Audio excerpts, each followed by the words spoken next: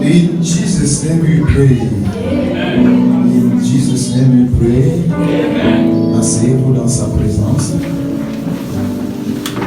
Je recommande ces moments entre les mains du Saint-Esprit. Qu'il prenne le plein contrôle de ces moments du début jusqu'à la fin. Je diminue à l'instant afin que lui seul prenne l'ascenseur au nom de Jésus. Quelqu'un me dit encore amen. Bien, mais je vais d'abord te donner ce matin la nourriture pour l'homme intérieur. Alléluia. Avant de passer à la nourriture de l'homme extérieur, c'est-à-dire le corps, je te donne d'abord la nourriture pour l'homme intérieur. Comme ça, tu seras équilibré. Je ne veux pas que tu aies un régime déséquilibré. Est-ce que quelqu'un me comprend? Le thème du message de ce matin est intitulé « Les armes spirituelles du chrétien ». Dis-le à ton voisin. Si ton voisin est bizarre,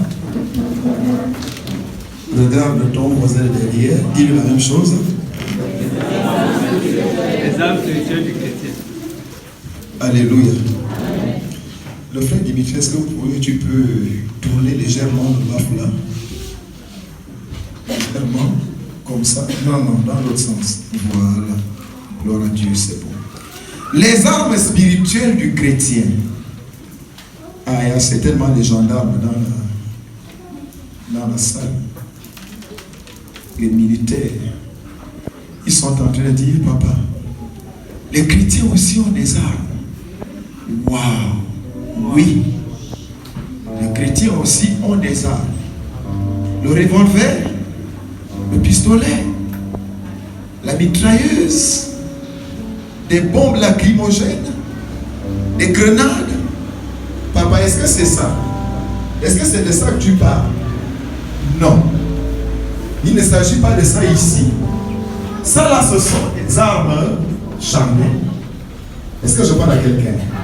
La Bible dit dans 2 Corinthiens chapitre 10 verset 4 que les armes avec lesquelles nous combattons ne sont pas charnelles, mais elles sont puissantes par la vertu de Dieu. Pour faire quoi? Pour renverser les forteresses. Vous entendez? Les armes avec lesquelles les chrétiens combattent, ces armes-là ne sont pas charnelles. Est-ce que vous m'entendez? Ce ne sont pas des armes charnelles, mais ce sont des armes spirituelles. Bien, mais si ce sont des armes spirituelles, cela voudrait dire qu'il y a aussi un combat spirituel. C'est ça ou c'est pas ça? Frères et sœurs, le combat spirituel est une réalité. Je parle à quelqu'un? Le combat spirituel est une réalité. Le diable existe. Les démons existent. Les sorciers existent. Alléluia. Est-ce que quelqu'un me comprend ce matin? Amen. Si tu crois que ce que le pasteur est en train de dire, lève ta main. Amen. Gloire à Dieu. Mais je vois quelqu'un qui n'a pas levé la main. Bonne chance pour toi. Toi, tu ne crois pas que le diable existe. Tu ne crois pas que les sorciers existent. tu ne crois pas que les démons existent, bonne chance. Est-ce que quelqu'un me suit ce matin? Amen. Mais la Bible dit, dans Jean 10, que le voleur ne vient que pour dérober, égorger et détruire. C'est Jésus qui parle. Amen. Le voleur ne vient que pour dérober, égorger et détruire. Moi, je suis venu afin que les brebis aient la vie et qu'elles soient dans l'abondance. Le voleur, c'est même qui le voleur? Jésus parle de qui? Le voleur. Bien, pour qu'un homme comme toi et moi puisse venir sur cette terre, il doit passer par le ventre d'une femme. Je suis en train de vous expliquer qui est le voleur. Est-ce que quelqu'un me comprend? Je dis pour que tout homme comme toi et moi puisse venir sur cette terre-là, il doit passer par le ventre d'une femme. Mais il y a quelqu'un qui n'est pas passé par le ventre d'une femme et il est ici sur la terre, c'est qui? Même Jésus, quand il était venu, il était passé par le ventre d'une femme. Mais il y a quelqu'un qui est là. Lui, il n'était pas passé par le ventre d'une femme. Il s'appelle comment? Dis ça bien. C'est qui? Alléluia. Donc c'est lui le voleur. Quelqu'un me comprend? C'est le diable. Le voleur, donc le diable, ne vient que pour faire quoi? Dérober. Est-ce que quelqu'un me suit? Il dérobe ta joie. Il dérobe ta paix. Il dérobe ton épanouissement. Il dérobe tes finances. Il dérobe ta santé. Il dérobe tes bénédictions. Même ta bonté aujourd'hui est déjà dérobée. Regarde toi-même comment tu deviens. Ça c'est... Mets-toi devant le miroir. Toi-même quand tu vas te regarder comme ça, tu vas dire waouh. Mais vraiment, non, c'est que ça ce n'est plus moi. Je n'étais pas comme ça. Il y a de cela 3 ans, 4 ans, 5 ans. Regarde comment tu es en train de finir toutes les crèmes. Pourquoi? Parce que le voleur a déjà volé même ta beauté. Mais ce matin, Dieu me dit de dire à quelqu'un, Dieu me dit de dire à quelqu'un que tu vas récupérer ce que le diable t'a volé. Je ne sais pas si tu me comprends. Dieu m'a dit de te dire que tout ce que le diable t'a volé, tu vas le récupérer dans le nom de Christ Jésus. Ah, si c'est dans cette église-là que tu pries, Dieu m'a dit de te dire que tout ce que le diable t'a volé, tu vas le récupérer dans le nom de Christ Jésus. Tu vas récupérer ta joie. Tu vas récupérer ta paix. Tu vas récupérer ton épanouissement. Tu vas récupérer tes finances. Tu vas récupérer tes enfants. Même ta beauté, tu vas la récupérer dans le nom de Christ Jésus. Dans le nom de Christ Jésus. Alléluia. Quand papa dit dans le nom de Christ Jésus, on fait comme ça.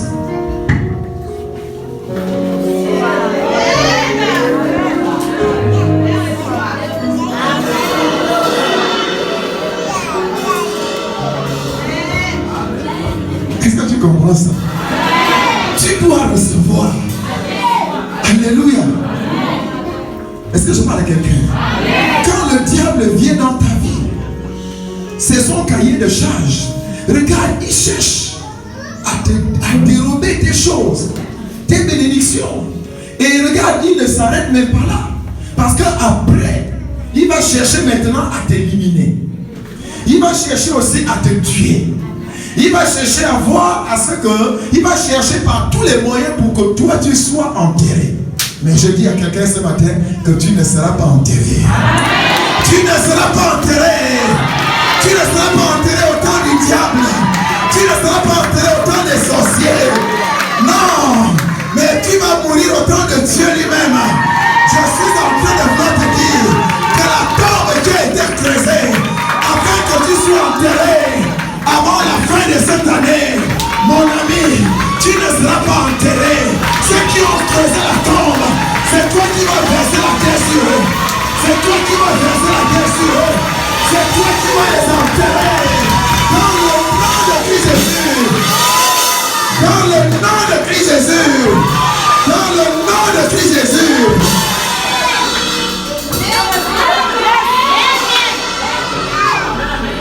Bien-aimé, sauf si toi tu veux mourir. Mais si tu pries ici, là, nada.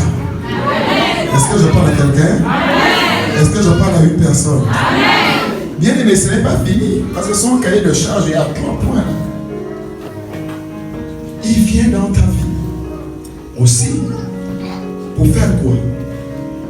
Pour détruire tout ce que tu fais. Il détruit tes biens. Si tu fais du commerce, il le détruit. Il détruit tout ce que tu essaies de faire.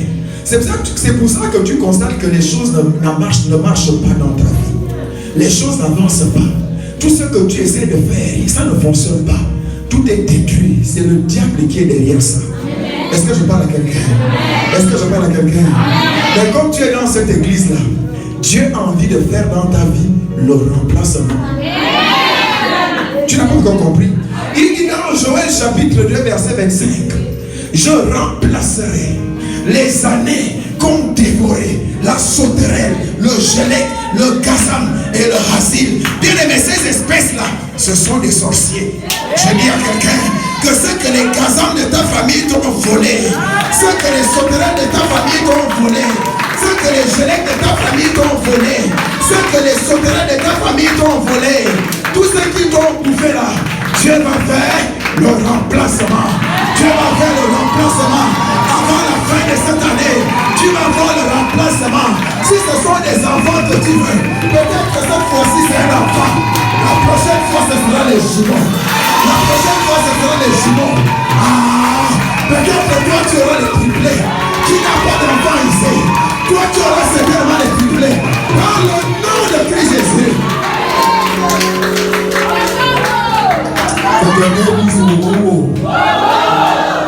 Dis encore wow. Acclame d'abord le roi des rois. Amen. Que Dieu te bénisse, maman. Et maintenant, les vraies églises, c'est comme ça. Hein? Il faut toujours. Quand tu fais comme maman fait la mère, c'est le pasteur va même sauter. Amen. Amen. Papa. Quelqu'un me dit amen. Amen. Donne-moi un amen secret. Amen. C'est pas bien secret. Amen. Frères et sœurs, regarde comment le diable vient dans ta vie avec un tel cahier de charge. Te dérober, égorger et détruire. Et toi, tu as fait quoi? Tu as croisé les bras? Je te pose la question, sois un peu intelligent ce matin. Même si c'est ce matin seulement. Non, je dis même si c'est ce matin seulement que tu es un peu intelligent. Et toi, tu vas croiser les bras. C'est ça, là. Voilà. Qu'est-ce que tu dois faire alors? Tu vas le combattre jusqu'à ta dernière énergie. Est-ce que je parle à quelqu'un? Mais tu ne vas pas combattre les mains vides. Je parle à quelqu'un? Pour que tu puisses le combattre, il te faut des armes qu'on appelle des armes spirituelles. Est-ce que je parle à quelqu'un? Dis à ton voisin, il te faut des armes spirituelles pour combattre le diable. Amen. On va se lever pour lire Ephésiens chapitre 6, du verset 10 au verset 18. Je crois que je dois t'expliquer les choses un peu doucement pour que ça soit clair. Parce que si je continue comme ça, là, tu risques de ne pas bien comprendre. Amen. Ephésiens chapitre 6, du verset 10 à 18. Qu'est-ce qui est écrit là-bas? Je lis la parole de Dieu dans le livre d'Éphésiens chapitre 6, verset 10 à 18. Nous rendons grâce à Dieu, oui. Au reste, fortifiez-vous dans le Seigneur et par sa force toute puissante. Revêtez-vous de toutes les armes de Dieu, afin de pouvoir tenir ferme contre les ruses du diable. Car nous n'avons pas à lutter contre la chair et le sang, mais contre les dominations, contre les autorités, contre les princes de ce monde des ténèbres, contre les esprits méchants dans les lieux célestes. C'est pourquoi prenez toutes les armes de Dieu, afin de pouvoir résister dans le mauvais jour et tenir ferme après avoir tous surmonté. Tenez donc frères, ayez à vos reins la vérité pour ceinture, revêtez la cuirasse de la justice, mettez pour chaussures à vos pieds le zèle que donne l'évangile de paix. Prenez par-dessus tout cela le bouclier de la foi, avec lequel vous pourrez éteindre tous les traits enflammés du malin.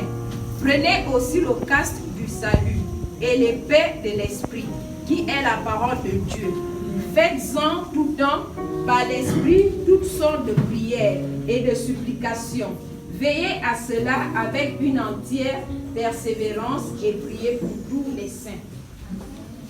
Merci. Tu peux acclamer la parole de Dieu. Veuillez t'asseoir. Je vais vous expliquer les choses mollo, doucement. Quelqu'un me dit amen. Amen. Au reste, fortifiez-vous dans le Seigneur et par sa force toute puissante. Qu'est-ce que Paul est en train de dire? Paul te dit que si tu veux combattre le diable et ses agents, tu dois puiser ta force dans le Seigneur et dans sa grande puissance. Quelqu'un comprend? Amen. Si tu veux combattre le diable et ses agents, tu dois te rassurer que la force avec laquelle tu vas combattre, tu la tires dans le Seigneur et dans sa grande puissance. Est-ce que quelqu'un me suit attentivement? Est-ce que quelqu'un comprend de quoi je parle? Bien, mais qu'est-ce que ça voudrait dire concrètement? Peut-être que tu n'as pas encore compris. Cela voudrait dire que tu dois être premièrement en union, c'est-à-dire en communion avec le Seigneur. Par quel moyen? Par le Saint-Esprit. Ça, c'est la première chose. La deuxième chose, tu dois demeurer. Tu es déjà en communion, mais il faut demeurer, c'est-à-dire rester connecté. Tu dois demeurer dans le Seigneur. Troisièmement, tu dois marcher dans la sanctification. Est-ce que je parle à quelqu'un ce matin? Bien-aimés frères et sœurs, si tu fais cela, l'Éternel sera ta force et tu auras la victoire sur le diable et sur ses agents. Est-ce que quelqu'un m'écoute? Si tu fais ces trois choses, tu auras la victoire sur le diable et sur ses agents. Alléluia. Bien-aimés frères et sœurs, les gens ne comprenaient pas d'où venait la force de David. David n'avait que 17 ans.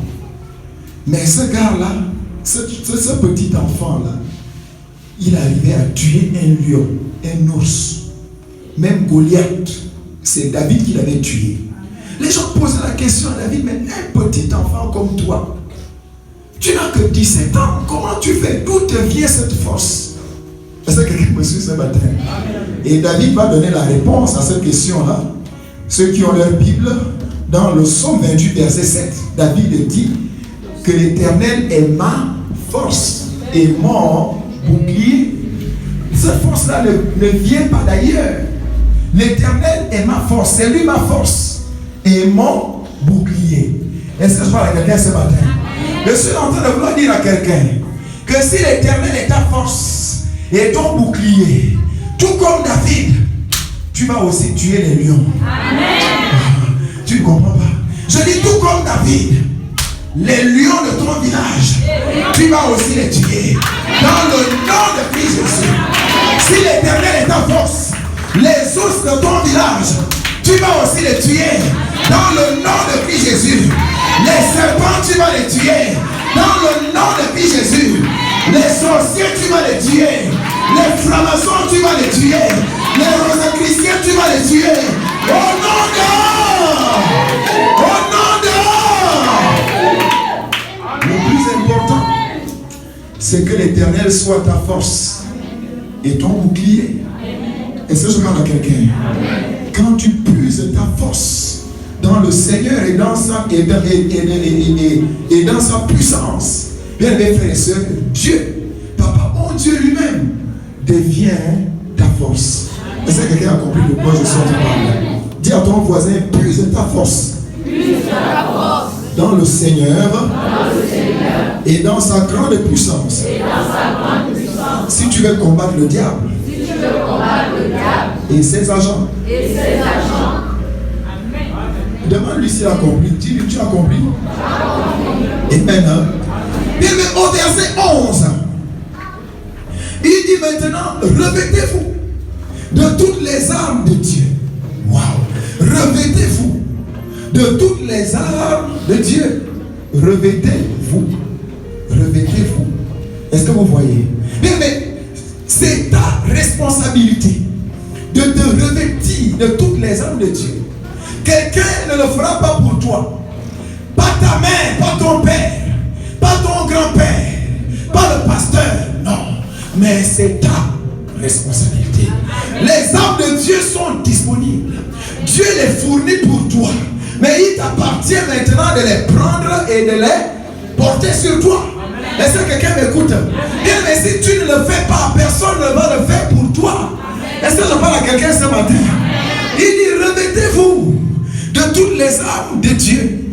Pourquoi? Afin de pouvoir tenir ferme contre les ruses du diable. Tenir ferme contre les ruses du diable. Je ne sais pas si quelqu'un comprend ce que ça veut dire, ruses du diable.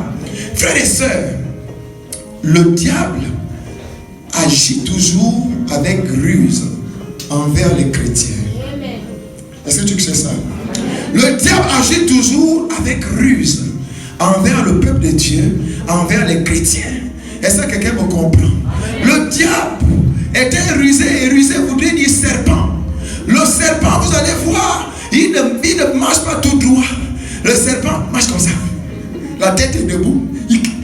Tu ne sais pas s'il veut aller à gauche, ou bien s'il va aller à droite, ou bien s'il va aller tout droit. Il t'embrouille comme ça. Même quand tu veux le tuer là, tu as même du mal. Tellement qu'il fait comme ça des zigzags. Il marche en quinconce. Voilà le mot. Est-ce que quelqu'un me comprend? En quinconce.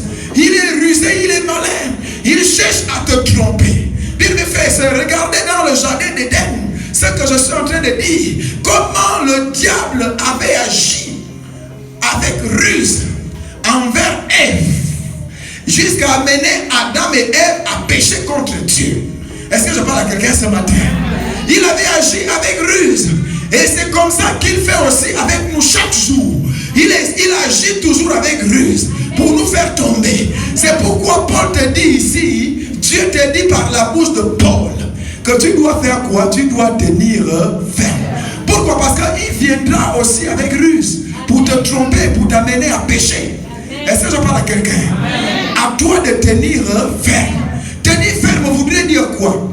Tenir ferme voudrait dire résister, ne pas chanceler. Je parle à quelqu'un? Résister, ne pas chanceler. Tenir ferme voudrait dire également, tenir ferme voudrait dire que tu dois avoir la foi. Ta foi doit être inébranlable. Tu dois être inébranlable dans la foi. Tu dois être inébranlable dans la parole de Dieu. Est-ce que quelqu'un m'écoute ce matin? C'est ça que ça voudrait dire. Bien mes frères, tu dois être comme une maison bâtie sur le roc. Quand une maison est bâtie sur le roc, malgré les vents forts, malgré les tempêtes qui vont souffler, malgré les intempéries, cette maison-là résiste. Est-ce que quelqu'un me comprend? Dieu dit que tu dois être comme cette maison. Alléluia. Sois comme une maison qui est bâtie sur le roc. Si tu veux combattre le diable, tiens ferme contre les ruses du diable. Alléluia. Je parle à quelqu'un. Dis à ton voisin, tiens ferme. Non, dis-lui ça bien, tiens ferme. Contre les ruses du diable. Amen. Amen. Frères et sœurs, maintenant Paul va nous parler de l'ennemi à qui nous avons réellement affaire. Est-ce que vous m'entendez? Paul va maintenant nous parler de l'ennemi à qui nous avons réellement affaire. Au verset 12 maintenant, on avait lu ça la dernière fois d'ailleurs, il dit, car nous n'avons pas à lutter contre la chair et le sang. Je m'arrête d'abord là. J'avais déjà parlé de ça, mais ça va te faire du bien de réécouter un tout petit peu ce que papa avait dit à propos. Je ne vais pas développer, mais je vais juste te faire plaisir. Amen. Car nous n'avons pas à lutter contre la chair et le sang. La chair et le sang, ce sont les êtres humains. La chair et le sang, j'ai appelé cette catégorie d'ennemis, nos ennemis physiques. Est-ce que vous m'entendez? Nos ennemis physiques, les ennemis physiques, c'est la chair et le sang. Dieu dit que nous ne luttons pas contre ce type d'ennemi-là. Nous ne combattons pas ce type d'ennemi. Est-ce que vous m'entendez? Dans Matthieu 5,44, il nous dit ce que nous devons faire avec ce type d'ennemi, comment nous devons nous comporter. Dieu dit que nous devons aimer ce type d'ennemi. Matthieu 5,44, aimez vos ennemis, bénissez ceux qui vous maudissent, faites du bien à ceux qui vous haïssent, priez pour ceux qui vous maltraitent et qui vous persécutent. Vous entendez? Donc, il s'agit là de cette catégorie d'ennemis. Ce type d'ennemis-là, nous devons aimer ce genre d'ennemis parce qu'ils ne sont pas forcément sorciers. On va y arriver. Quand on va aller, ne sois pas pressé. Ils ne sont pas forcément sorciers. Est-ce que vous m'entendez? Quelqu'un peut te persécuter sans pourtant être sorcier. Quelqu'un peut te haïr sans pourtant être sorcier. Quelqu'un peut te maudire sans pourtant être sorcier. Quelqu'un peut même vouloir à ce que tu sois enterré sans pourtant qu'il soit sorcier. Dieu nous dit que ce type d'ennemi-là, nous devons les aimer. C'est ce type d'ennemi qu'on appelle ici la chair et le sang. Est-ce que je parle à quelqu'un?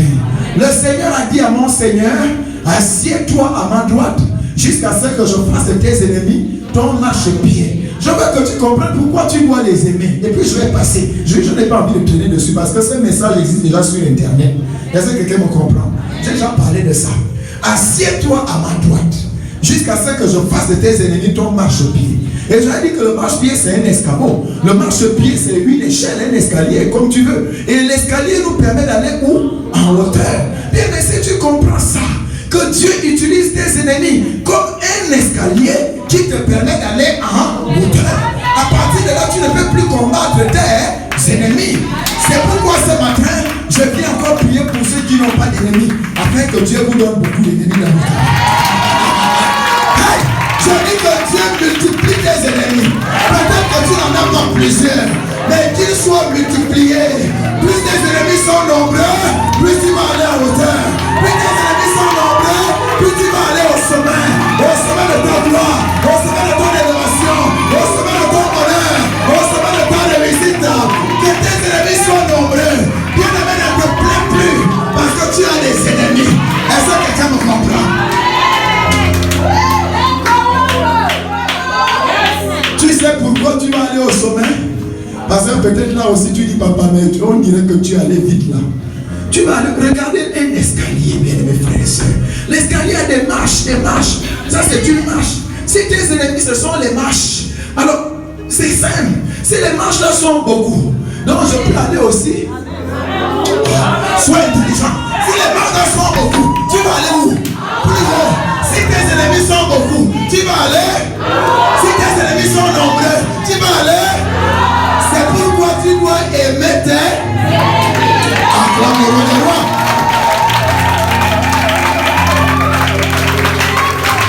Est-ce que quelqu'un comprend ces choses? Pose la question à ton voisin, est-ce que tu comprends ces choses? Pose la même question à l'autre, est-ce que tu comprends ces choses? Amen. Bien aimé, le message est là, je ne développe pas ça, j'ai déjà parlé de ça. Quelqu'un me dit amen. La chair et le sang, ce sont des ennemis physiques. Regarde maintenant la suite. Il dit, mais contre les dominations, contre les autorités, contre les princes de ce monde de ténèbres, contre les esprits méchants dans les lieux célestes. Voilà des ennemis que nous combattons. Vous m'entendez? Cette catégorie d'ennemis-là, ça sont des classes de démons. Vous m'entendez? Nous, ici, nous combattons, nous on combat les démons ici. Si tu ne combats pas les démons, tu ne peux pas être avec nous. Je te dis la vérité. Parce que toi, même si tu viens même le jeudi, tu vas dire non, mais ici, là, c'est démon, esprit, c'est esprit, c'est là. On combat, c'est dans la Bible, c'est ça. Quelqu'un m'écoute? Les sorciers aussi sont dans ce groupe-là. Mais quand nous prions, nous ne nous adressons pas à des personnes. C'est-à-dire que je ne dis pas que telle personne, non, je ne connais pas le sorcier qui me combat. Je sais qu'il y a un sorcier qui me combat, ou bien il y a des sorciers qui me combattent. Ce que je combats, c'est l'esprit de sorcellerie. Je ne combats pas le sorcier, mais c'est son esprit de sorcellerie que je combats. Je ne combats pas le franc-maçon, mais je combats l'esprit de franc-maçonnerie. Il faut que ça soit bien clair. Est-ce que quelqu'un me suit ce matin? Bien, mes frères et sœurs, ce sont ces ennemis-là que nous combattons. Nous ne pouvons pas les aimer. Quelqu'un qui veut que tu meurs, tu vas l'aimer. Quelqu'un qui... Vous savez, quand quelqu'un est ton ennemi, s'il vient devant toi, quand tu le vois, tu peux prendre la droite ou la gauche pour te cacher quelque part. Ou bien tu sais que si tu sais que c'est lui qui est assis là, toi tu peux éviter, tu pars ailleurs. Même si tu avais l'intention de t'asseoir là. Est-ce que quelqu'un me comprend? Mais dès lors que tu fais ça, ça voudrait dire qu'en réalité, cet ennemi-là, cet homme-là que tu considérais comme ton ennemi là, n'est même plus ton ennemi, puisque tu peux l'éviter. Est-ce que je parle à quelqu'un? Dès lors que tu peux l'éviter, ça voudrait dire qu'en réalité, il n'est plus ton ennemi. C'est ça ou c'est pas ça? Mais un ennemi que tu ne vois pas, qui vient, je ne sais pas, pendant que tu es en train de dormir, tu ne sais pas qu'il y a déjà quelqu'un là. Tu es en train de dormir, il y a quelqu'un qui cherche à t'étouffer, qui t'étouffe déjà même, il t'étouffe, qui fait des choses. Ce genre d'ennemi, tu ne peux pas aimer ce genre d'ennemi. Est-ce que quelqu'un me comprend? Est-ce que je parle à quelqu'un ce matin? Dis à ton voisin, c'est important que tu comprennes ces choses. C'est important que tu comprennes ça. La Bible dit dans Exode 22, 18, j'avais donné le passage la fois dernière, tu ne laisseras point vivre la magicienne. Dans d'autres versions, la sorcière. Vous avez entendu? Si tu pries dans cette église-là, les sorciers de ta famille auront chaud au nom de Jésus. Amen. Bien, mais on ne va pas les laisser tranquilles. Amen. On va prier pour qu'ils meurent. Au nom de... Amen. C'est Dieu qui dit ça. Si toi tu croises les bras, c'est toi qui vas partir. C'est un combat. C'est un combat spirituel. L'ennemi est devant toi, tu dis je n'ai pas envie, je ne vais plus me battre. Moi je ne me bats pas. Mon ami, imagine, c'est Mike Tyson, il est devant toi, vous êtes déjà là, tu dis il dit gloire à Dieu. Une fois, on va t'enterrer en fer glacé. Est-ce que quelqu'un me comprend? C'est un combat spirituel. Dès lors que tu acceptes Jésus comme Seigneur et Sauveur, tu te joins à l'armée de Dieu. Tu deviens automatiquement soldat chrétien. Que tu le veux ou pas, tu deviens maintenant ennemi du diable. Et tu te dois le combattre. Si tu ne le fais pas, mon ami, tu vas avoir tous les problèmes. Est-ce que tu comprends ça? Est-ce que tu me donnes un bon amen? Donne-moi un amen un peu secret. Acclame d'abord le roi des mots.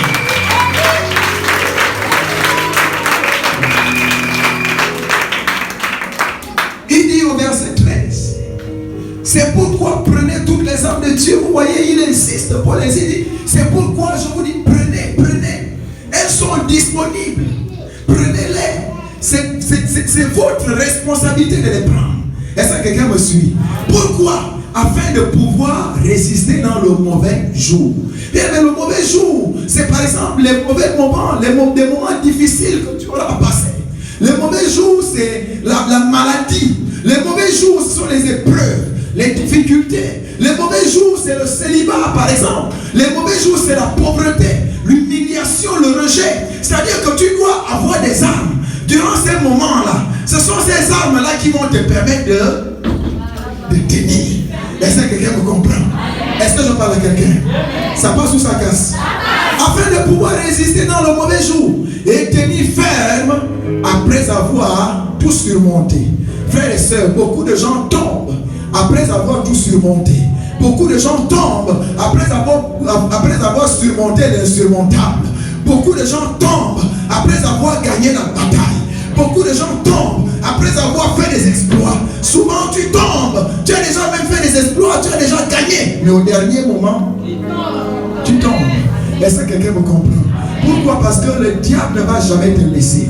Même quand tu crois que tu as déjà acquis la chose, mon ami, le diable est toujours là. Il ne laissera pas, il va essayer de passer par d'autres moyens. C'est pourquoi Dieu te dit que tu dois tenir ferme.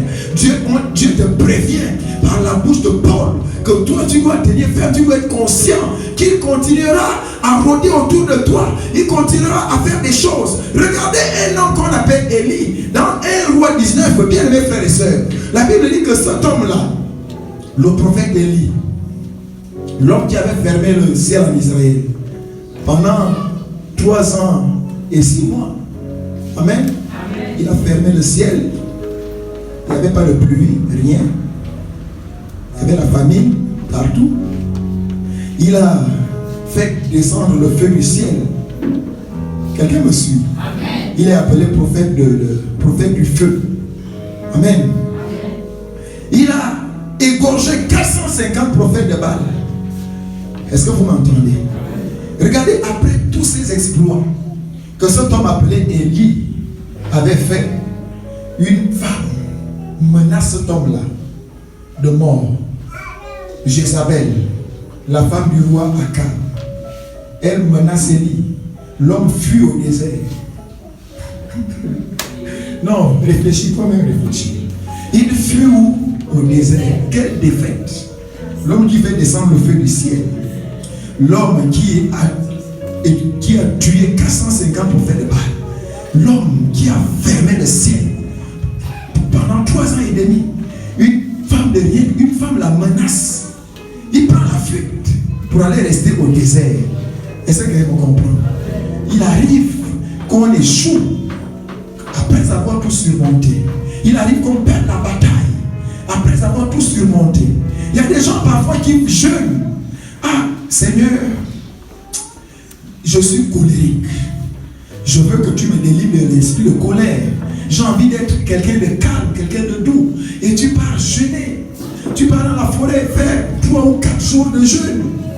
Le jour que tu finis ton jeûne, tu reviens chez toi, tu arrives à 18h. Tu trouves que les portes de la maison sont fermées. Ta femme n'est pas là.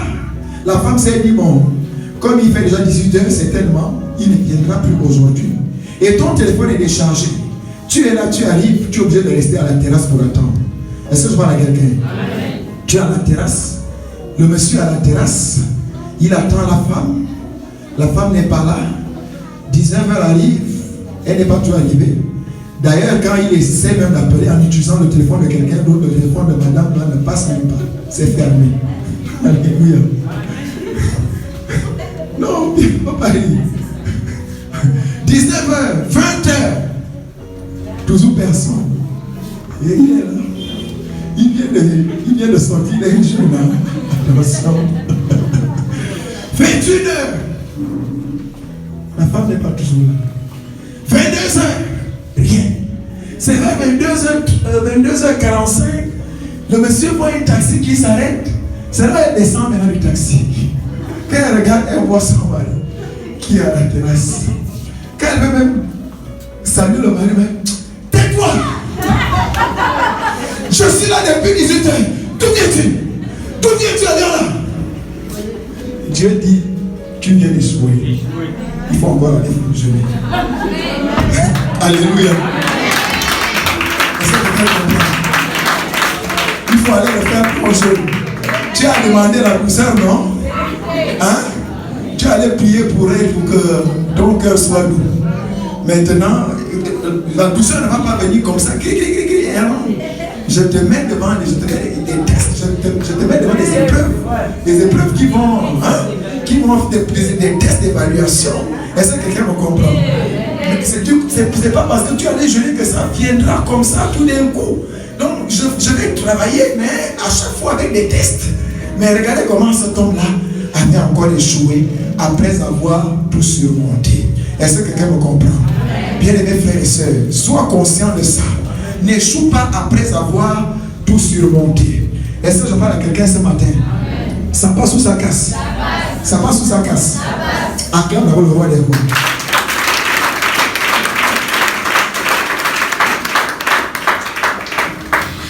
Frères et sœurs, quand Paul a écrit la lettre Éphésienne, quand Paul avait écrit cette lettre, Paul se trouvait en prison à Rome.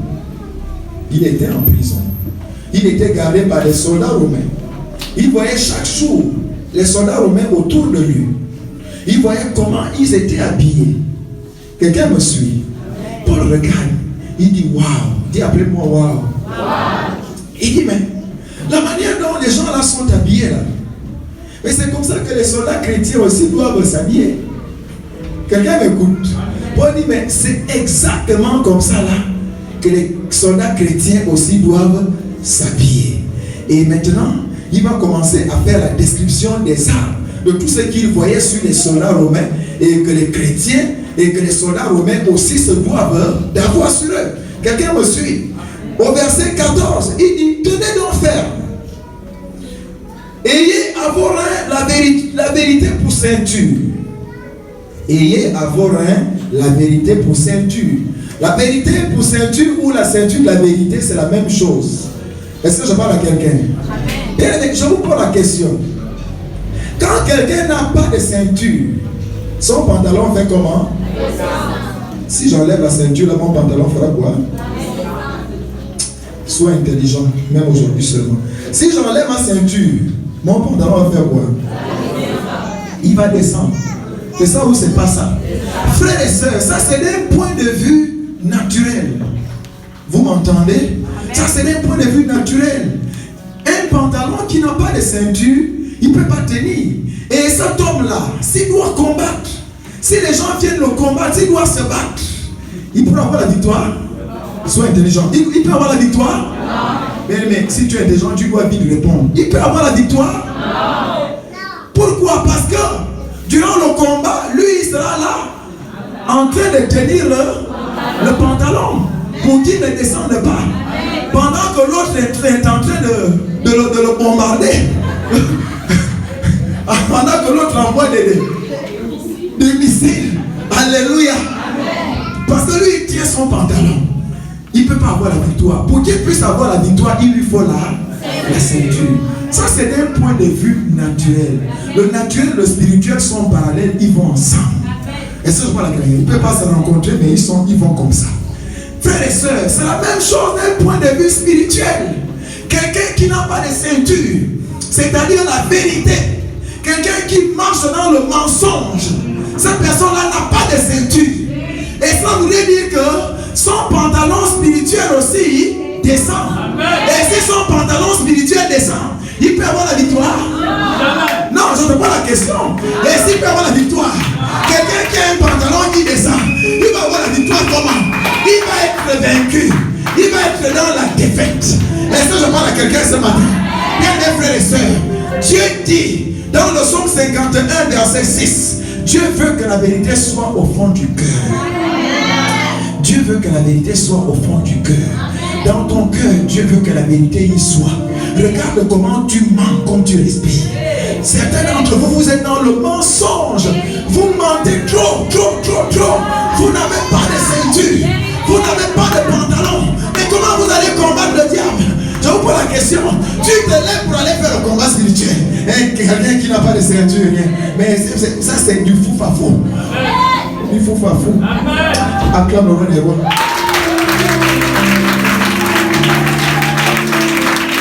C'est du fou-fafou, mon ami. Tu n'auras aucune victoire. Aucune. Dis à ton voisin, apprends toujours à dire la vérité. Est-ce que tu comprends ça? La Bible dit dans Jean chapitre 8 verset 44 que le diable est menteur et le père du mensonge.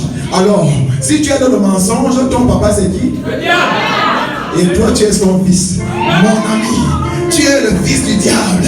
Tu es dans le mensonge comme le diable. Explique-moi, viens prendre le micro, tu nous expliques, tu expliques devant tout le monde comment tu vas chasser ton papa. Tu n'as pas encore compris. Donc toi tu peux chasser ton papa. Moi je sais que ce sont les parents qui chassent les enfants. Tu n'as pas compris. Tu as déjà entendu, frère, quelque part, qu'un enfant chasse son papa de la maison. Tu as entendu ça? Alléluia. Amen. Alléluia. Amen. Ce sont toujours les parents qui chassent les enfants. Quelqu'un me comprend? Tu ne pourras pas chasser le diable si tu es dans le mensonge. Pourquoi? Parce que c'est ton papa. Et si tu es dans le mensonge, ça veut dire que tu n'as pas la ceinture de la vérité. Amen. Dieu t'a dit par la bouche de Paul que si tu veux avoir la victoire dans le combat spirituel, rassure-toi que tu as ta ceinture de la vérité. La ceinture de la vérité qui va maintenir ton pantalon spirituel. Sinon, tu seras dans la honte. Amen. Dis à ton voisin, il faut la ceinture de la vérité pour combattre le diable et ses agents. Mais ce n'est pas fini. Il dit revêtez la cuirasse de la justice. Revêtez la cuirasse de la justice.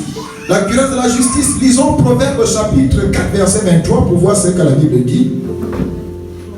Proverbe 4 23, qu'est-ce qui est écrit là-bas? Proverbe chapitre 4 verset 23. Voilà. Garde ton cœur plus que toute autre chose. Voilà. Car de lui viennent les sources de la vie. Gloire à Dieu. Merci. Garde ton cœur plus que toute autre chose, car de lui viennent les sources de la vie. Celui qui a la cuirasse de la justice, il garde son cœur plus que toute autre chose. Pourquoi? Parce qu'il sait que du cœur viennent les sources de la vie. Est-ce que vous entendez? Amen. Il le sait, il est conscient de ça. Quelqu'un me comprend? Quelqu'un comprend de quoi je parle? Il sait aussi une chose, que ce qui sort de la bouche, c'est ce qui souille l'homme. Pourquoi? Parce que ça provient du cœur. Est-ce que vous m'entendez? Bien mes frères et sœurs, celui qui a la cuirasse de la justice, il garde son cœur dans la pureté. Il faut bien noter ça. Il garde son cœur dans la pureté. Il a des intentions pures. Je ne sais pas si quelqu'un me comprend. Il a un cœur véritablement juste. Il a aussi des attitudes justes. Je continue. Il est obéissant à l'autorité. Quelqu'un m'écoute? Quelqu'un m'écoute? Il est honnête dans toutes ses affaires. Il dit la vérité, il dit toujours la vérité et avec amour. Est-ce que je parle à quelqu'un ce matin? Est-ce que quelqu'un me suit? Ça, c'est celui qui a la cuirasse de la justice. C'est comme ça qu'il se comporte. Est-ce que je parle à quelqu'un? Ça passe sous sa casse. Ça passe sous sa casse. Dis à ton voisin, si tu veux combattre le diable, tu dois être revêtu de la cuirasse de la justice. Amen. Bien les frères et sœurs, beaucoup de gens n'ont pas la cuirasse de la justice. Beaucoup de gens, comme certains d'entre vous. Vous n'avez pas la cuirasse de la justice. Dis-moi amen. Amen. Mon ami, avec un cœur pollué par le manque de pardon, ça voudrait dire que tu n'as pas la cuirasse de la justice. Et comment tu pourras avoir la victoire dans le combat spirituel? Ton cœur est pollué par le manque de pardon. Toi, tu ne veux pas pardonner les gens. Et tu dis, maintenant je m'en vais combattre. Je m'en vais prier. Tu te lèves. Toi, Satan. Mais tu es un plaisantin. Dieu dit, le diable dit, mais tu vas être comme les fils de Séba. Dis-moi amen. Un plaisantin, vraiment. Avec le manque de pardon, tu te lèves pour prier, pour combattre le diable. Hey! Est-ce que quelqu'un comprend de quoi je parle?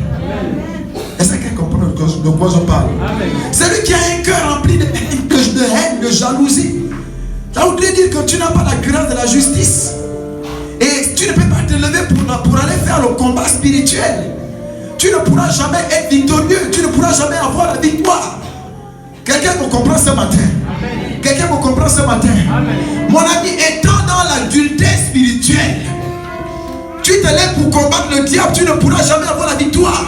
Amen. Cela voudrait dire que tu n'as pas la cuirasse de la justice. L'adultère spirituel. Peut-être quand j'ai parlé des autres choses, tu comprenais. Mais là, comme j'ai dit adultère spirituel, tu ne comprends plus. Tu es déjà perdu. Tu es en train de dire, papa, c'est quoi l'adultère spirituel? Je vais t'expliquer ça. Alléluia. Amen. Je vais t'expliquer ça. Mais l'adultère spirituel, comme tu l'entends, regardez par exemple là, comme nous sommes dans la salle là où tu es assise là. Amen. Amen. Tu es assise, mais tu sais très bien que dans ton cœur, il y a un frère que tu désires dans la salle. Sois honnête, ne sois pas hypocrite là. Ne sois pas hypocrite là. Ne sois pas hypocrite. Ne baisse pas ta tête, je t'ai déjà vu.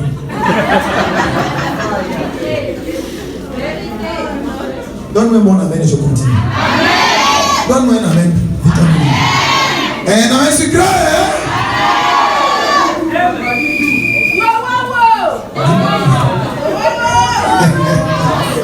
Dis wow. Sois honnête. Sois honnête.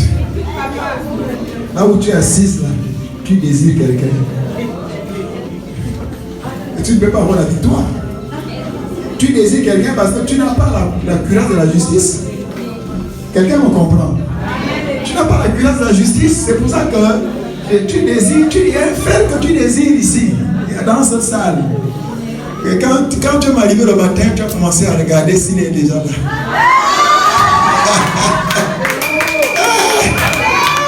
Vous croyez que le pasteur ne connaît pas? Mon Dieu. Dis-moi amen. Ah, on dirait que c'est aussi le cas du papa que je viens de regarder là.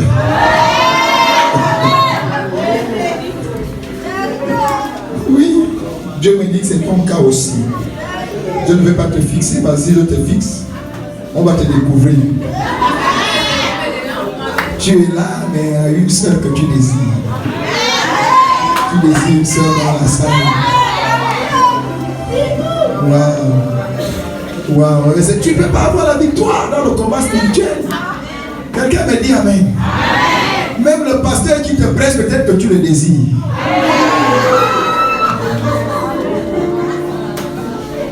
Tu vas avoir la victoire. Dis-moi amen. Dis ta main bien. Dis ta main que je parle. Dis ta main que je parle. Acclame le roi des rois. Alléluia. Tu n'as pas la cuirasse de la justice. C'est ça ton problème. Et c'est ce que nous voulons résoudre. Nous voulons résoudre ce matin. Alléluia. Arrête de désirer les gens. Mais un jour, après mon émission à la radio, voilà une soeur qui m'appelle. Papa, est-ce que je peux venir rencontrer? Tout. Je dis oui. La soeur arrive. Elle vient au bureau. Elle s'assoit. Elle commence à me raconter. C'est elle qui avait commencé à parler. Papa, je suis venu te voir. Vraiment, j'ai besoin d'une délivrance, un travail spirituel. J'ai un problème, papa. J'ai des désirs. Et elle me dit, j'ai des désirs. Je dis, ah bon? Elle dit oui. Je dis, des désirs comment? Le pasteur, on a fait des choses. Hein? Même ma femme, elle est en train de se dire, mais non, des choses comme ça, tu ne me dis même pas.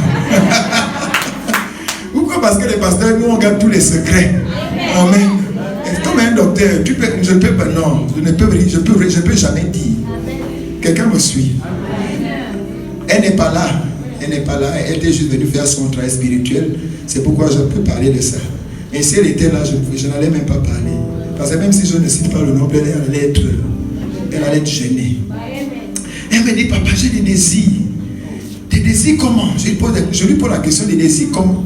Elle dit, quand je regarde les hommes, j'ai des désirs. Vraiment, ça a déjà trop duré, j'en ai assez. J'en ai assez, papa. Il faut faire quelque chose pour moi. Quand je regarde la soeur, je dis à la soeur, je me rends compte qu'elle me parlait, étant avec la main comme ça, sur le visage. Je dis, donc c'est pourquoi tu mets la main comme ça? Elle dit, oui, papa, pour ne pas te voir. Donc, ça veut dire que si tu me vois, tu vas avoir des désirs. Ah non. Mais voyez-vous, c'est ça qu'on appelle l'adultère spirituel. Que Dieu te délivre de l'esprit d'adultère spirituel. Bien, mais que Dieu te délivre de l'adultère spirituel. Au nom de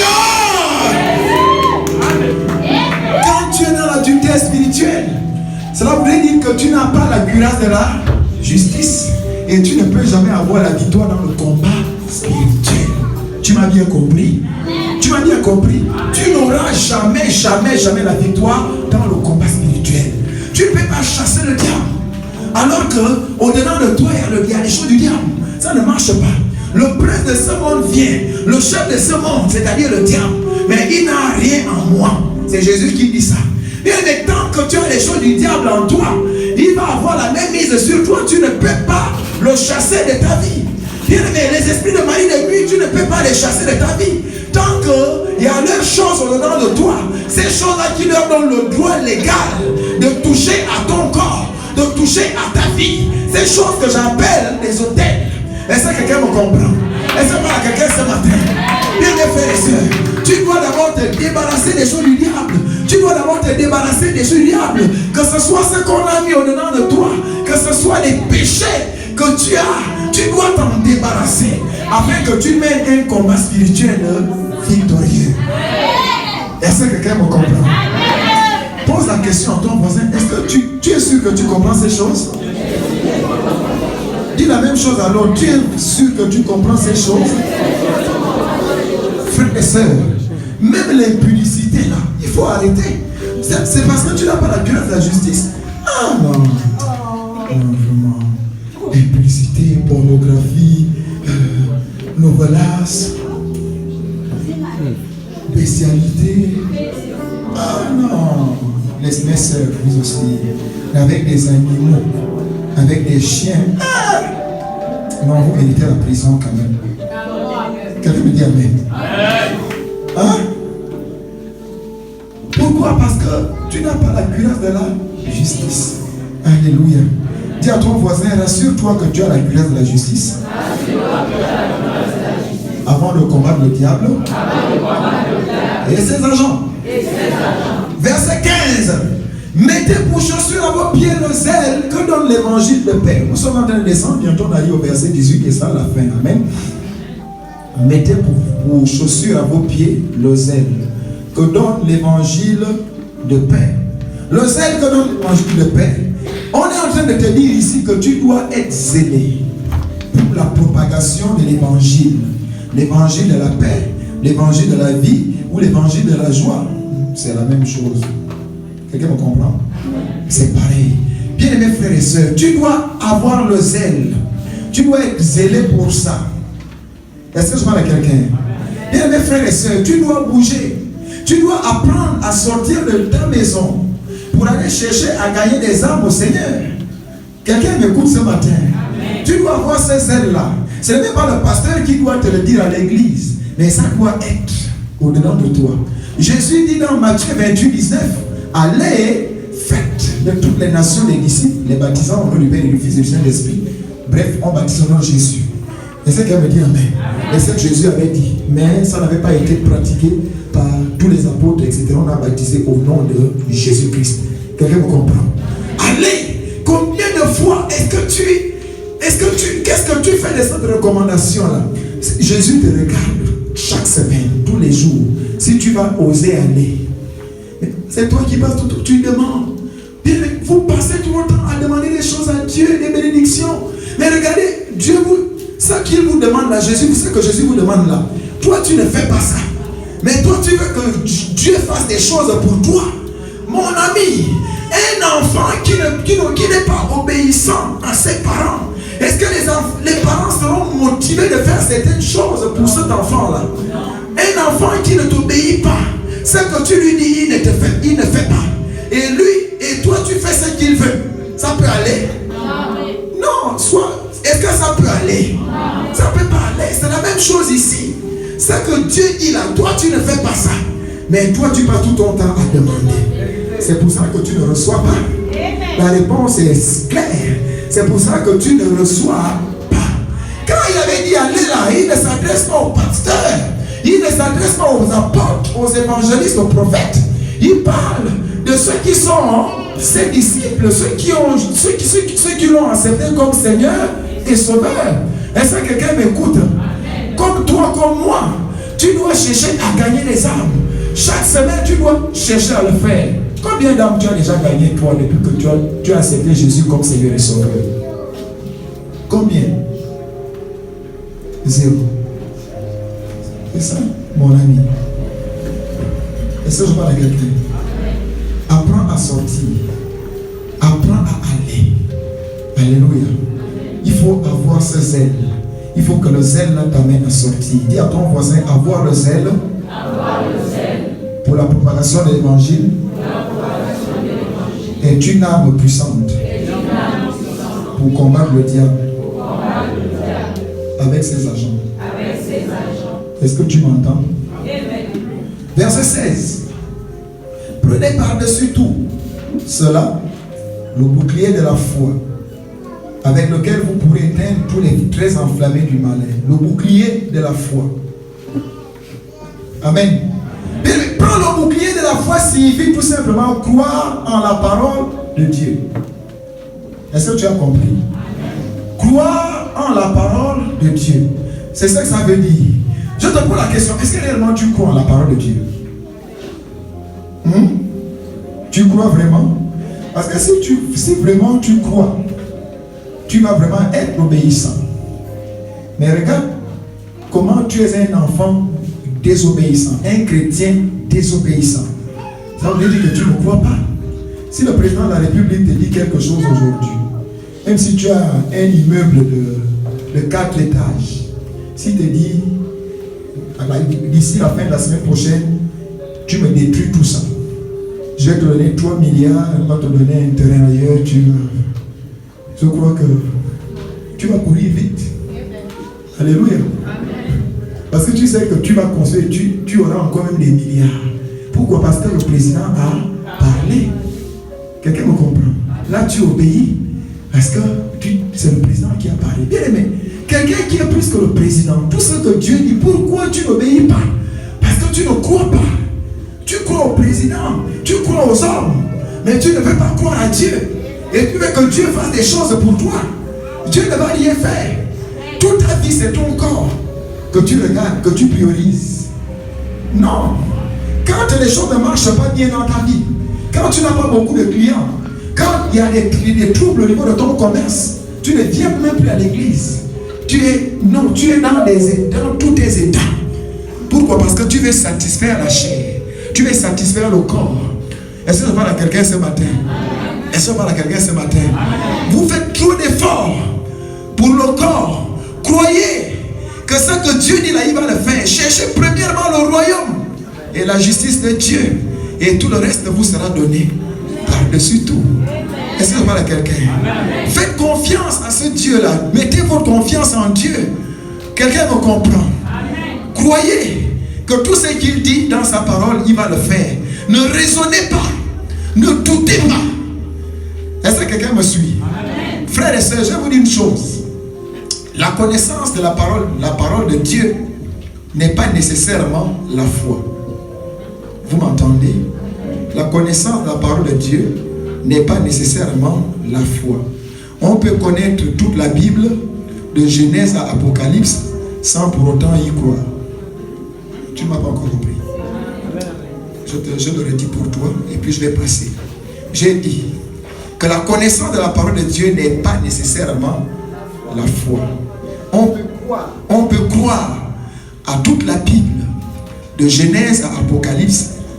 On peut connaître toute la Bible de Genèse à Apocalypse sans pour autant, pour moi, sans pour autant y croire. Amen. Quelqu'un est avec moi? Amen. Quelqu'un me suit? Amen. Dis à ton voisin, si tu veux combattre le diable, prends le bouclier de la foi, et tu auras la victoire sur lui. Et suis ses agents. Le verset 17, avant d'arriver au dernier verset. Prenez aussi le casque du salut et l'épée de l'esprit, qui est la parole de Dieu. Le casque du salut d'abord. Bien aimé, le casque du salut. Retenez que le casque, son rôle, c'est de protéger la tête.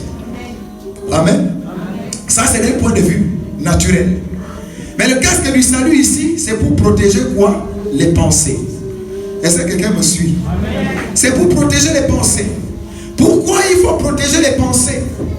Parce que le diable sait que s'il t'envoie s'il te chuchote des mauvaises pensées, s'il te susurre des mauvaises pensées, mon ami, tu vas commencer à commettre des péchés. Est-ce que je parle à quelqu'un? Il le sait qu'un homme est comme les pensées de son âme. Il est comme les pensées de son âme. Proverbe 23, 7. Il est comme les pensées de son âme. Il, c'est-à-dire un homme. Un homme est comme les pensées de son âme. Quelqu'un me comprend? Quelqu'un qui a des mauvaises pensées. Je vais commencer par des bonnes pensées. Quelqu'un qui a des bonnes pensées, il va parler bien. Dis-moi amen. Il va parler bien. Même quand tu ne salues pas les gens, c'est parce que tu as des mauvaises pensées. Vrai ou faux? Quand tu me regardes, tu ne me salues pas parce que tu as des mauvaises pensées vis-à-vis de moi. Je ne sais pas pourquoi. Je t'ai rien fait. Moi aussi j'étais comme ça. Et parfois ça m'arrive, ça continue même à me poursuivre des fois. Après je dis, pourquoi je n'ai pas dit bonjour? Dis un peu bonjour. Il y a des gens ici qui ne disent pas bonjour. Dis bonjour. C'est ça. Chez certaines personnes, ça pèse. Bonjour. Dis bonjour.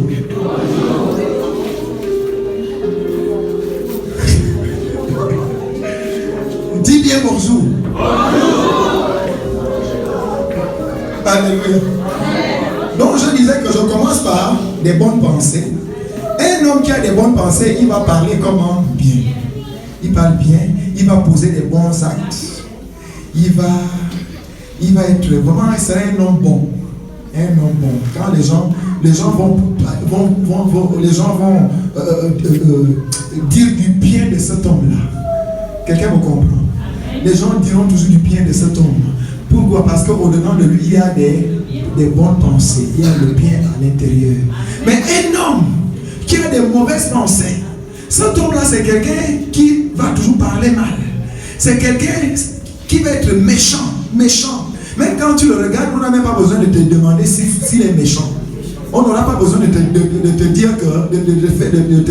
dire que cet homme-là est méchant. Tu vas déjà le voir en le regardant, que l'homme-là est un homme méchant. Pourquoi? Parce qu'en lui, il y a des mauvaises pensées. Il va poser des mauvais actes. Et quand les mauvaises pensées envahissent le cœur d'un homme, bien aimé, cet homme-là va être constamment, de façon constante, de façon permanente dans le péché. Et quelqu'un qui est dans le péché, il pourra avoir la victoire. Hein? S'il combat le diable, il va avoir la victoire. Pendant que tu es en train de faire le combat spirituel comme on était là jeudi. Tu penses mal de ton mari, ou bien de ta femme, ou bien tu penses mal de quelqu'un qui t'a blessé. Mon ami, tu es un plaisanteur. Je parle à quelqu'un. Mais c'est pourquoi il faut protéger les pensées. Tu dois protéger tes pensées pour qu'elles ne soient pas infectées. Et pour les protéger, tu dois faire quoi? Tu dois avoir le casque du salut. Est-ce que quelqu'un me comprend? Tu dois avoir le casque du salut, mon ami. Quand on combat le diable, on doit avoir les pensées de Christ. La Bible dit dans 1 Corinthiens chapitre 2 verset 16, Paul dit, ayons les pensées de Christ. C'est avec les pensées de Christ qu'on combat le diable. C'est avec les pensées de Christ qu'on fait le combat spirituel. Quelqu'un me comprend?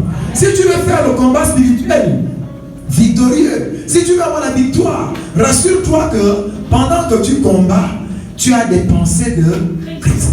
Dis à ton voisin, prends le casque du salut. Si tu veux combattre le diable et ses agents et l'épée de l'esprit. L'épée de l'esprit, c'est une autre arme qui est la parole de Dieu. Nous sommes à la 6e arme. Est-ce que quelqu'un me suit? Bien, mais l'épée de l'esprit, c'est-à-dire la parole de Dieu, c'est la seule arme offensive. Les autres armes que je viens d'énumérer sont des armes défensives. Vous m'entendez? Est-ce que quelqu'un me comprend? Toutes les armes que je viens d'énumérer sont des armes défensives. Et l'épée de l'esprit est la seule arme offensive. C'est l'arme avec laquelle on met le diable KO. C'est l'arme avec laquelle on poignarde le diable. C'est l'arme avec laquelle le diable, on l'éloigne de notre vie. Est-ce que je parle à quelqu'un ce matin? Bien, mes frères et sœurs, la Bible dit dans Hébreux chapitre 4, verset 12, que la parole de Dieu est vivante et efficace, plus tranchante qu'une épée quelconque à deux tranchants, pénétrante jusqu'à partager âme et esprit, jointure et moelle. Elle juge les sentiments et les pensées du cœur. Vous m'entendez? Bref, la parole de Dieu est puissante. Puissante entre tes mains, entre mes mains, non, mais entre les mains de l'Esprit de Dieu, entre les mains du Saint-Esprit. Je suis en train de dire à quelqu'un que le Saint-Esprit sans la parole de Dieu est impuissant. Comme ton Saint-Esprit aujourd'hui, il est impuissant. Pourquoi? Parce que tu n'as pas la parole de Dieu que tu peux lui donner. C'est pourquoi ton esprit que tu as est impuissant. Mais c'est comme ça que le Saint-Esprit était aussi impuissant à la création. Le grand Saint-Esprit, la Bible dit qu'au commencement, Dieu créa les cieux et la terre. La terre était informe et vide, c'est-à-dire tohu bohu. Et il y avait les ténèbres à la surface de l'abîme. Et l'Esprit de Dieu se mouvait au-dessus des eaux. Tu entends? Il se mouvait. Il était là. Il était obligé de se mouvoir seulement. Il se mouvait. Le Saint-Esprit dit, moi, comment le diable va mettre les ténèbres comme ça? Moi, je suis là, mon Dieu. Comme quelqu'un qui veut se battre, quelqu'un qui veut agir. Mais il ne pouvait pas agir. Le Saint-Esprit disait, il me manque quelque chose. Mon Dieu, qu'est-ce que tu fais au ciel là-bas? Tu attends quoi? Alléluia. J'ai besoin de paroles. J'ai besoin de paroles. Comment il peut mettre les ténèbres? Dieu n'avait pas bougé de son trône. Quand Dieu a déclaré, Dieu a dit que la lumière soit. La Bible dit instantanément, le Saint-Esprit a pris cette parole, il a dit voilà, c'est ce que moi j'attendais. Et la lumière fut. Alléluia. Bien, mes frères et sœurs, sans la parole de Dieu, le Saint-Esprit est impuissant. La parole de Dieu, c'est quelque chose, c'est l'arme que tu dois avoir. Si tu veux véritablement combattre l'ennemi, tu ne peux pas combattre l'ennemi sans la parole de Dieu. Je suis en train de vouloir te dire, je ne sais pas quelle forme tu as, je ne connais pas la couleur que tu as. Même si tu es un blanc, le diable n'a pas peur de ça. Même si tu es noir, il n'a pas peur. Même si tu es mince, il n'a pas peur. Même si tu es gros ventre, petit ventre, il n'a pas peur. Et quelle que soit la langue que tu peux parler en français, il ne va pas avoir peur. Tu peux lui parler en anglais, il ne va pas avoir peur. Tu peux lui parler enfant, miene, michoko, je ne sais pas, pour nous, comme tu veux. Il n'aura jamais peur. La seule chose, la seule langue qui fait peur au diable, qui fait fuir le diable, c'est la parole de Dieu. C'est la parole de Dieu. Et ça, regardez, dans le jardin d'Éden, le diable se présente en personne devant Jésus. Le Seigneur vient de finir son jeu de 40 jours et 40 nuits. Le diable se présente en personne. Il n'était pas venu en esprit. Frères et sœurs, il lui dit ce qu'il lui avait dit. Vous connaissez tous toute cette partie-là, je ne vais pas entrer là-dedans. Mais Jésus n'avait pas plié les poings. Jésus n'avait pas pris une machette, un fusil, non. Mais Jésus avait répondu par il est écrit. Alléluia. Il est écrit. Il est écrit. Il est écrit. Et à la fin de toute chose, le diable s'est éloigné de lui. Bien aimés frères et sœurs, c'est pour que tu vois l'importance de la parole de cette âme. Tu en as véritablement besoin. Sans la connaissance de la parole de Dieu, mon ami, tu ne pourras pas combattre le diable. Est-ce que je parle à quelqu'un ce matin? Est-ce que je parle à quelqu'un ce matin? Dis à ton voisin, sans la connaissance de la parole de Dieu, tu ne pourras jamais vaincre ton ennemi. Amen. Hein? Amen. Dernière arme. Paul dit, faites en tout temps par l'esprit toutes sortes de prières et de supplications. Veillez à cela avec une entière persévérance et priez pour tous les saints. Faites en tout temps par l'esprit toutes sortes de prières et de supplications. Bien, mais la prière ici, c'est la seule arme qui soutient toutes les autres. Est-ce que vous m'entendez? C'est la prière ici maintenant qui soutient toutes les autres âmes. Sans la prière, tu peux avoir toutes les autres âmes. C'est un truc pas fou. Ça ne va pas fonctionner. Quelqu'un me dit amen. Amen. Ça ne va pas fonctionner. Tu peux avoir la vérité, la vérité pour ceinture, tu peux avoir la cuirasse de la justice, tu peux avoir le casque du salut, tu peux avoir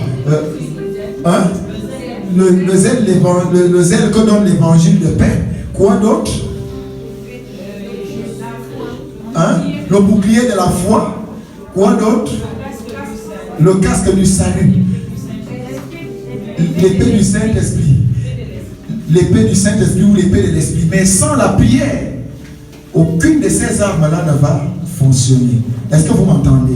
C'est pourquoi tu dois aimer la prière. 1 Thessaloniciens 5,17 nous demande de prier sans cesse.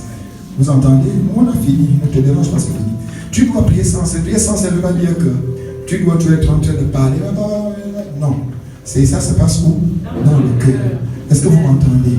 La prière sans cesse, c'est dans le cœur qu'on la fait. Même quand tu dors, tu peux prier dans ton cœur. Même quand tu me regardes là, tu peux être en train de prier dans ton cœur. Seigneur Jésus, sois au centre de ma vie par ton Esprit Saint. Seigneur Jésus, sois au centre de ma vie par ton Esprit Saint. Seigneur Jésus, sois au centre de ma vie par ton Esprit Saint. Même quand tu dis merci Jésus, merci Jésus, merci Jésus, merci Jésus, merci Jésus, merci Jésus. Si c'est ce que tu as choisi, tu veux faire 1 heure, même toute la journée, rien qu'en disant dans le cœur, merci Jésus, merci Jésus. Mais beaucoup d'entre vous là, attention, c'est parce que vous pensez à beaucoup de choses. Sois en train de... Ne laisse pas ton cœur t'entraîner dans les pensées. C'est toi qui dois entraîner ton cœur. Quelqu'un me comprend? Merci Jésus. Merci Jésus. Jésus, prends plus de moi.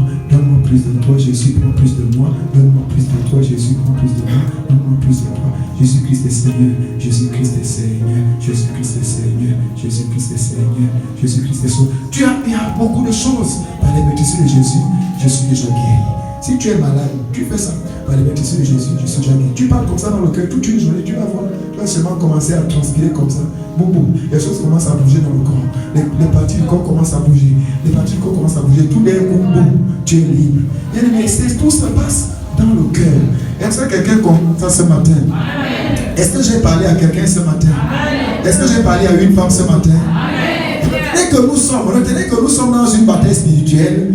Et pour que nous soyons victorieux, nous avons besoin de prendre toutes les armes que Dieu met à notre disposition. Est-ce que quelqu'un a compris ça?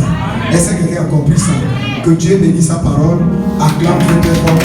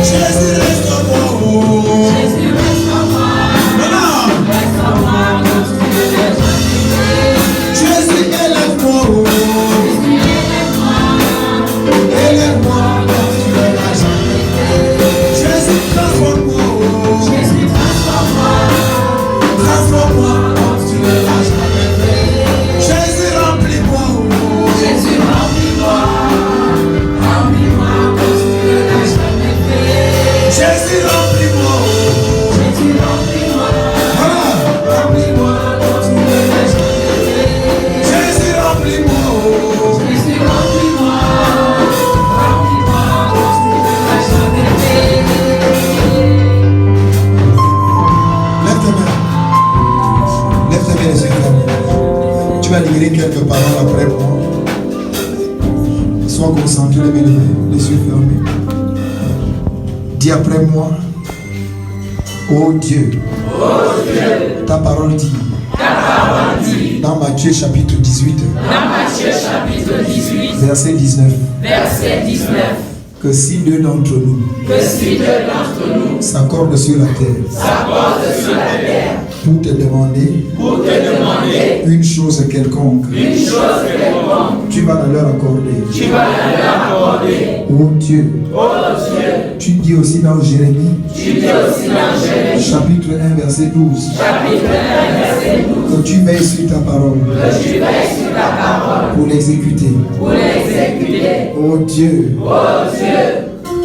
nous te demandons d'un commun accord de toucher quelqu'un au milieu de nous, de guérir les malades, de délivrer les captifs au milieu de nous.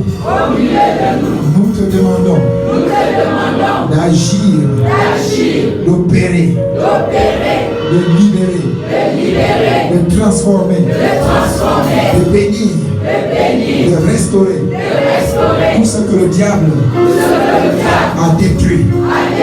Seigneur, nous levons nos mains vers ton trône, ton trône de grâce, ton trône de puissance.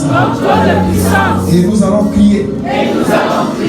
Nous allons crier cette fois de où est l'Éternel, le Dieu béni. Bien-aimés, sois concentrés, on va le crier cette fois. Quand je dis un, on crie où est l'Éternel, le Dieu d'Élie. Quand je dis deux, on crie encore où est l'Éternel, le Dieu d'Élie. Je dis trois, on crie où est l'Éternel, le Dieu d'Élie. Alléluia. C'est mieux qu'on dise où es-tu l'Éternel, le Dieu d'Élie. Alléluia. Amen. Où es-tu l'Éternel, le Dieu d'Élie? Et mais sois concentré. Sois concentré. Dieu te connaît. Dieu connaît ton problème. Dieu connaît ta situation.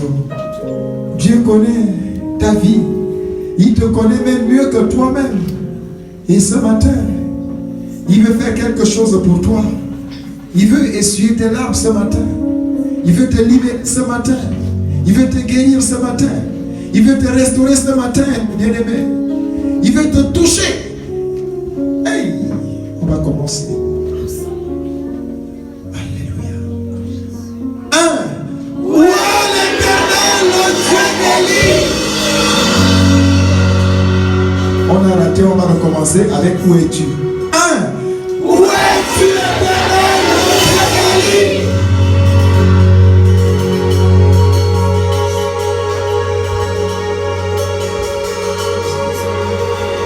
Voilà. Il est là. Il est là. Il est présent. Le Saint-Esprit. Le tout-puissant Saint-Esprit. L'Esprit de feu. L'Esprit de force. L'Esprit de libération. L'Esprit de gloire. L'Esprit de restauration. Hey! On va continuer. Deux. Où es-tu l'Éternel, le Dieu d'Élie?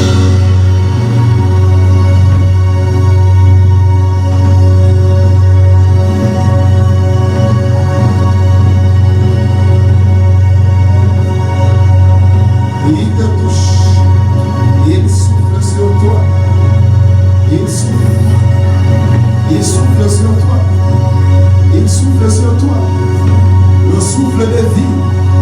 Le souffle de vie. Le souffle de guérison. Le souffle de délivrance. Le souffle de libération.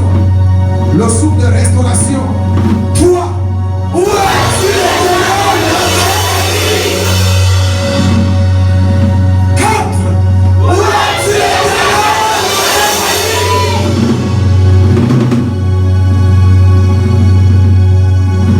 Cinq, où es-tu l'Éternel, le Dieu d'Élie?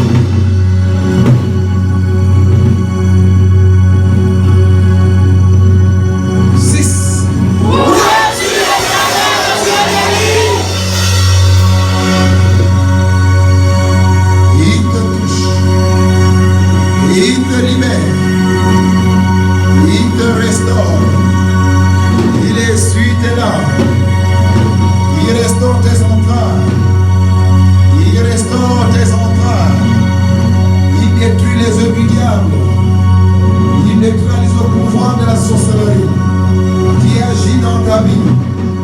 agit dans ton corps, qui agit dans ta maison. Le pouvoir de la sorcellerie, hey, il agit. Il libère les captifs. Il libère les captifs. Il libère les captifs. Il restaure quelqu'un. Hey! Hey! Le Saint-Esprit est là. Il est là. Il te touche. Il te touche maintenant. C'est maintenant. Il te touche maintenant. Il touche quelqu'un. C'est maintenant. C'est maintenant. C'est maintenant. Il te touche maintenant. Il remplit quelqu'un. Il remplit quelqu'un. Voilà, voilà. Voilà, je vois les mains qui commencent à s'agiter. Attention. Aïe. Ça commence à s'agiter. Il remplit les gens. Il remplit les gens. Il remplit les gens. Tu ne peux pas résister, madame. Tu ne peux pas résister, ma soeur. Tu ne peux pas résister. L'Esprit de Dieu est là. Le Dieu de la Bible est là. Le Dieu que je sers est là. Le Dieu que je prie est là. Le Dieu que j'ai choisi. Il est là. Il est là. Il est là. Il est là. Il te remplit. Encore. Encore. Encore. Il te remplit encore. Il te remplit encore. Plus. Plus. Plus. Le feu. Le feu. Le feu. Le feu. Le feu. Le feu. Le feu. Le feu qui était descendu. Le feu qui est descendu. Lorsqu'Élie avait crié à Dieu. Le feu qui était descendu. Le feu t'envahit. Le feu t'envahit. Le feu t'envahit. Le feu t'envahit. Le feu t'envahit. Je dis le feu. Je dis le feu. Je dis le feu. Dans tout ton être. De la tête jusqu'à la fin des pieds. Je dis le feu. Je dis le feu. Attention.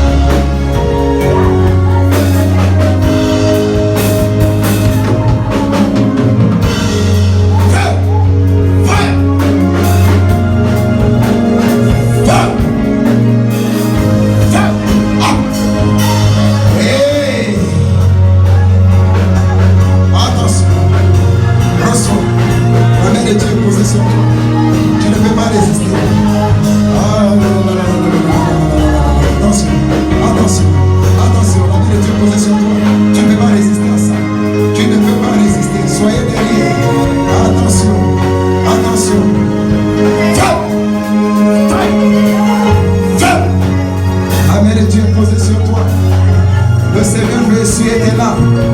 Merci parce que tu es venu enseigner. Merci Dieu de la Bible. Merci Seigneur. Merci Seigneur. Tu es en train de faire quelque chose ce matin dans la vie de cette sœur, dans son ventre. Merci Père. Merci Père. Feu! Feu! Feu!